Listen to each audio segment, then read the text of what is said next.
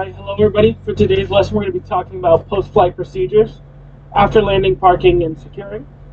So we're going to be talking about the airplane shutdown, securing the airplane, and any post-flight inspections we might do, documenting both in-flight and post-flight discrepancies and common errors related to this task.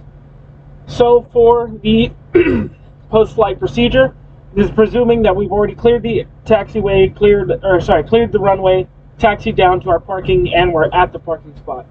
Always start off with a clear shutdown of the aircraft. Here at CAU, we get a checklist. This is going to be the N model, but the S model is very similar. The securing checklist, simply setting the parking brake once we're aligned with where we want to park the airplane, setting off the electrical equipment, verifying that the ELT is off, avionics off, mag check. We make sure the magnetos are checked to ensure that when we turn those off, it will shut off the engine very quickly. And that also makes sure that once the engine's completely down, if anything touches the prop or anything moves the prop, that the magnetos aren't going to restart the engine and spin that propeller, which could be a major hazard to the next person flying.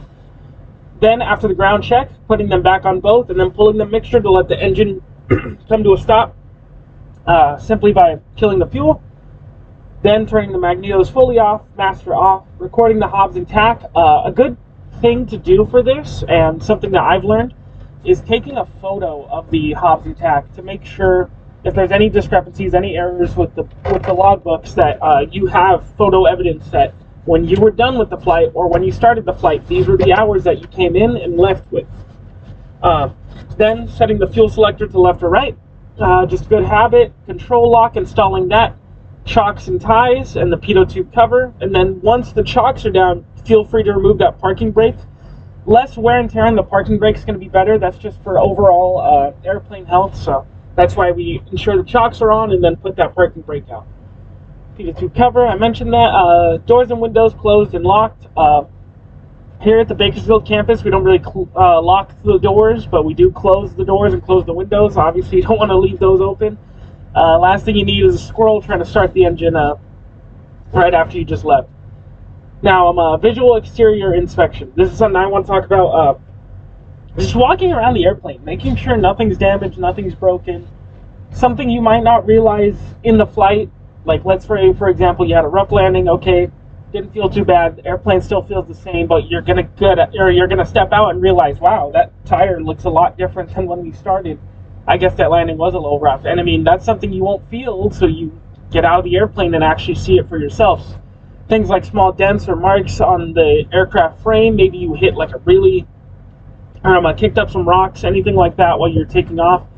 Small stuff like that, and then just any major changes, because the last thing you need is to lift the aircraft, or stop the aircraft, get out, step out, don't look at it, you head back in, say nothing's wrong with the airplane, the next guy goes in and says, holy shit, or excuse my language, oh my gosh, something's broken or something's wrong, and then they call you out, and they're going to pretend, or it's going to seem like you saw it and didn't care.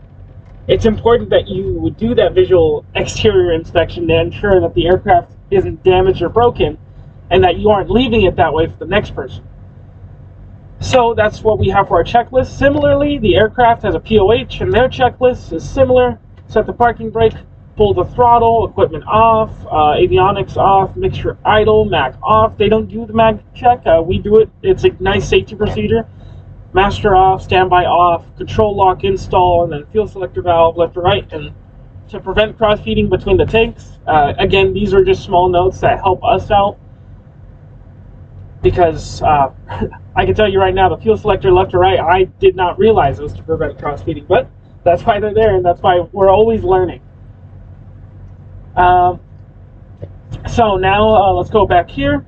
So we already shut down the airplane, we just secured it, we're heading out, and we just got our hours. Now for us on campus here at Bakersfield, we're going to be heading back into dispatch, getting our hours logged on that logbook, or on the aircraft's log, getting our name, the instructor's name if we're flying with them, our signature, and then our date, when we flew, and our route. Usually KBFL to KBFL. If we're doing a plane swap, it might be MYF or Oxnard, anything like that, but generally it's where you left and where you came back, or where you went back to. Then checking in with dispatch, hello. whenever you're ready, I have the hobs and tack for you. Okay, let me hear it. You give them the hobs, give them the tack. They'll check with you to make sure the total makes sense. If it's a 1.3, 1.2, you did the math. It's a 1.3, 1.2. Perfect. And then boom, head out. If you have any discrepancies, usually you tell them. They'll ask you, oh, nothing's wrong with the airplane. I think the seat lock was messing up a little bit, but I'm not sure. You guys might want to take a look at that. Or, hey, I have a major discrepancy. While we were up in the air, the oil pressure dropped or anything like that. Once you do that, oftentimes either they'll have you or your instructor fill out a discrepancy form. I believe they have these on ForeFlight. If not, they might have it on web manuals, but I have a copy from ForeFlight. So you're going to obviously write the aircraft type, the tail number, so Skyhawk 172. Let's say the number is 81 Kilo Sierra. The location, Bakersfield. Okay, what's the date? What's the time? Today's date, we were flying around this time. The tack and hobs were this and this. Once the aircraft was put back, and who's reporting it? Either you or the instructor. And then you write the problem and description as best you can. I have an example. I was flying, I believe, instrument training. We were heading out, and by the time we were getting towards Shafter, everything was working fine, but I was looking over and realized that the oil pressure was dropping between completely zero and then back to normal, back forth, back forth. It looked super weird. I'm sure it was just a sensor issue, but that's something that I had concern with. So once we headed back in, or once we saw that, I immediately said, hey, this looks off. Something's wrong. Let's head back. Oh, okay. We told Bakersfield Tower, hey, Bakersfield Tower, just over Shafter, Skyhawk, this, that.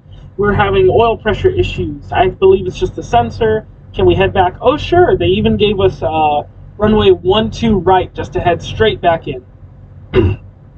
So we turn around, land 12 right, taxi back as normal, park the airplane, and the first thing we do is head inside, let them know, hey, this was our issue, hobs, tack, all of that, here you go, and then we filled out this discrepancy notice. So in the problem description, I basically wrote down exactly what I said. We were having issues with this, that. We were taking off.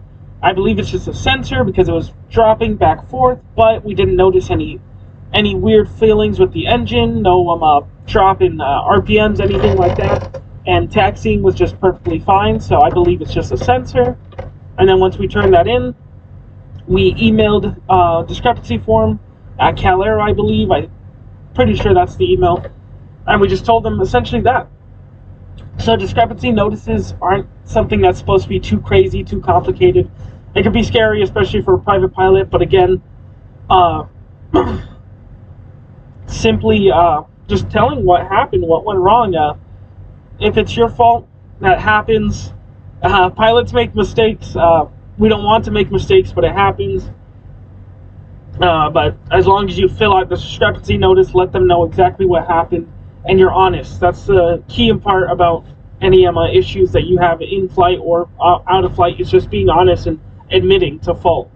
Because when you don't say it, you don't fill out the discrepancy form, you try to sneak it under the table. Oh, my landing was super rough and I left a bald spot on the tire, but I'm not going to say anything.